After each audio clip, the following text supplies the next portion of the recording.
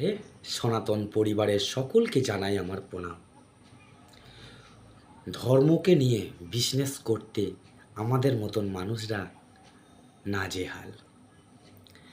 ধর্মের নামে বিজনেস করলে খরিদ্দার বেশি হবে, বেশি বিক্রি হবে, বেশি লাভ হবে। আজকের তো নানান জায়গায় জগন্নাথ হোটেল, লক্ষ্মী হোটেল, নানান রকম ভগবানের নাম দিয়ে নানান ধরনের হোটেল, ইস্কন থেকে শুরু করে কালীঘাট পর্যন্ত সব জায়গাতে ধর্মের নামে বিজনেস চলছে। সত্যি কি আমরা ভগবানকে ভালোবাসি, নাকি ভগবানের নামে মিথ্যে একটা অভিনয় করছি? বুকে হাত দিয়ে বলছি, কষ্ট হলেও বলতে হবে। চালের বস্তায় স্বামী বিবেকানন্দর ছবি।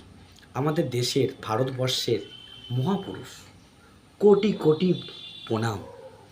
তাকে নিয়ে তাকেও বাদ দিল না, তাকে চালের বস্তাতে দিয়ে দিয়েছে বিজনেসের মধ্যে। দেখবেন, বিশ্বাস না হয়, আচ্ছা দেখাচ্ছি। এই দেখুন, এই দেখুন, চালের বস্তায় স্বামী বিবেকানন্দর ছবি। আচ্ছা বলুন তো, ইনি তো মহাপুরুষ। সারা ভারতবর্ষের মানুষ, শুধু সারা ভারতবর্ষের কেন, বিশ্বের প্রত্যেকটা অনেক দেশের মানুষ এই স্বামী বিবেকানন্দকে শ্রদ্ধা করে। তাকে এই চালের বস্তার মধ্যে দেওয়ার কোনো মানে হয় না। সত্যি কি এনার সম্মান বাড়াচ্ছি নাকি কমাচ্ছি? এই চালের বস্তাটা যতদিন চাল রয়েছে ঠিক আছে, কিন্তু চালটা শেষ হয়ে গেলে বাথরুমের বস্তা নর্দমায় স্বামীজি পড়ে থাকবে। এই কি আমরা ভারতবর্ষের নাগরিক, যে দেশের মহাপুরুষদের সম্মান দিতে না শিখে বিজনেস করতে শিখেছি? একবারও কি ভেবে দেখেছি?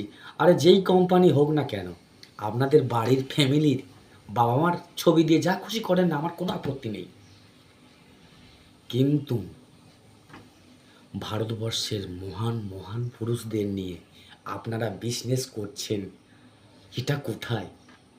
আমি তো সরকারকে অনুরোধ করব যে এই ভারতবর্ষের মহান পুরুষদের নিয়ে এই বিজনেস, টেকচার, ছবি না করা হয় যেন। আমরা তো অনেক রকমের বিজনেস তৈরি করেছি ভগবানকে, দেবদেবীকে নিয়ে। মহাপুরুষদেরও ছাড় দিল না এরা। যদি আমার কথাটা ভুল হয়ে থাকে, একটি বার ভেবে আমাকে ক্ষমা করে দেবেন। সত্যি কি আমি এ কথা কেন বলছি? যারা দেশের জন্য এত কিছু করেছে তাদের সম্মান না দিয়ে, তাদের নাম করে, তাদের ছবি নিয়ে বিজনেস, এটা কি আমাদের কর্তব্য? যারা এই ছবি, ভগবানের দেবদেবীর নিয়ে ছবি দিয়ে বিজনেস করছো ভাই, আমি তোমাদের বলছি, সাবধান হও। একটা দিন আসবে, সেদিন মানুষের কাছে মাথা উঁচু করে দাঁড়াতে পারবে না। নিজের ধর্মটাকে রসাতলে পাঠিও না।